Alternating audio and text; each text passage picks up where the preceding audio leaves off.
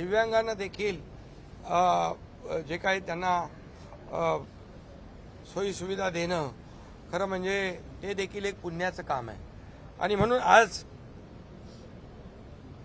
ही मुख्यमंत्री देवदर्शन तीर्थक्षेत्र योजना आज सरकारने सुरू करण्याचा निर्णय घेतलेला आहे।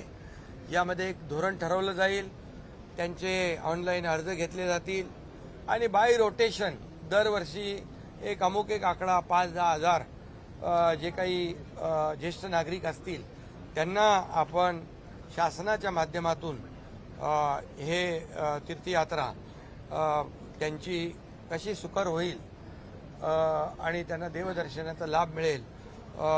ज्येष्ठ असल्यामुळे काही अडचणी त्यांच्या असतात त्या दूर कशा होतील या सगळ्यासाठी सरकार सकारात्मक आहे। त्यांनी आज सरकारने आम्ही निर्णय तो घेतलेला है।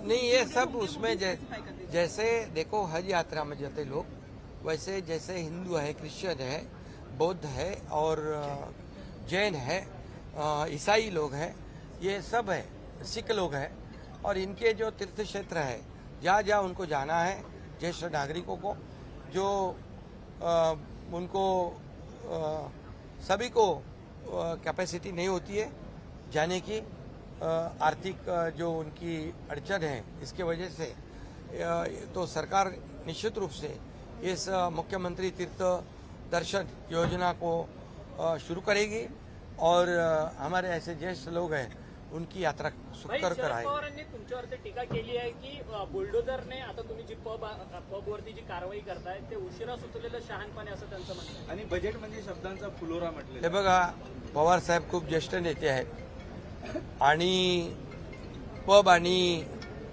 ड्रग्स याला कधीच ते पाठिंबा देणार नाहीत, कारण तरुण पिढी जी वाया जाती आहे।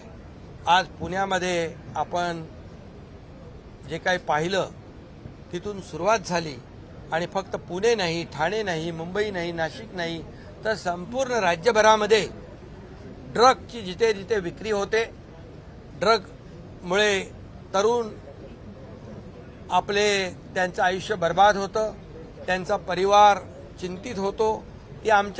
ती मुलं जी आहेत ते आमच्या मुलांसारखीच आहेत। त्यामुळे सरकार ड्रग विकणाऱ्यांवर, ड्रग ठेवणाऱ्यांवर कठोर कारवाई करण्याची सुरुवात सरकारने केलेली आहे। त्यांची पाळंमुळं खोदून नष्ट करण्याची कारवाई सुरू केलेली आहे। शाळा कॉलेजच्या आजूबाजूला असलेल्या टपऱ्या असतील, दुकानं असतील, हॉटेल असतील, हे सगळं बुलडोझरने उकडून टाकण्याच्या सूचना मी दिलेल्या आहेत आणि जोपर्यंत पूर्ण ड्रग मुक्त महाराष्ट्र होत नाही तोपर्यंत ही कारवाई सुरू राहील, एवढंच मी या प्रसंगी आपल्याला सांगतो।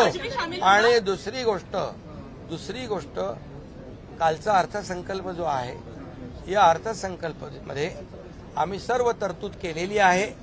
पवार साहेब ते अनुभवी नेते आहेत, कारण सरकार कुठली योजना करताना त्याची तजवीज करत असते। आज तर मुख्यमंत्री लाडकी बहीण योजनेचा GR काढला आम्ही आणि GR सभागृहात दिला विरोधी पक्षनेत्यांकडे। त्यामुळे हे सर्व GR निघतील, त्यांच्या खात्यामध्ये डीबीटीने पैसे जातील थेट अकाउंटमध्ये।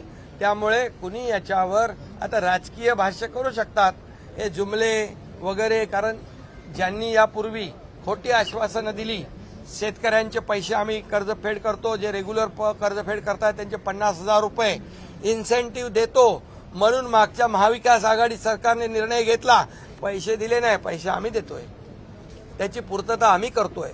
त्यामुळे जे आम्ही बोललेलो आहे ते सर्व करणार।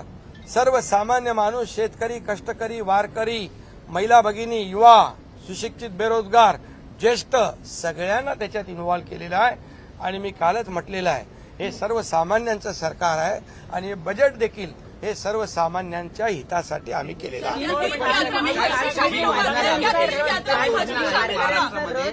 उद्घाटन केलं त्याच्यामध्ये फक्त पांडुरंगाची मूर्ती आहे म्हणून जितेंद्र आव्हाड तुमच्यावर आरोप करतायत की तुम्ही पांडुरंग आणि रुक्मिणीला वेगवेगळं करून टाका। अरे आता त्याच्यावर काय बोलायचं, त्यांना पांडुरंग आणि तिकडची माहिती काढावी पहिली। तीर्थयात्रा में हज भी शामिल होगा? वो तो पहले से है।